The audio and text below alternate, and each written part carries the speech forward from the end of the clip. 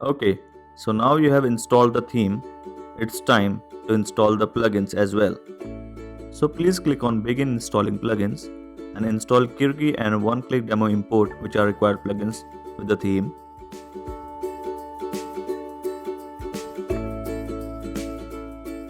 As soon as these plugins are installed, now you have to return to the required plugins installer page. And you will have to activate these plugins.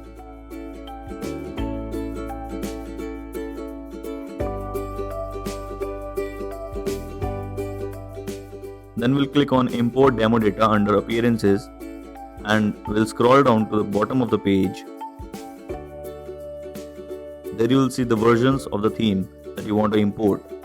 Let's say we'll install the version 2 of the theme, so we'll click on Import Demo.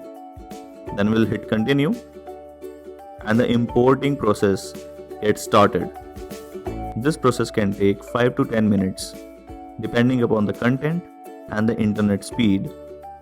So please bear with it and don't refresh the page until the process gets completed.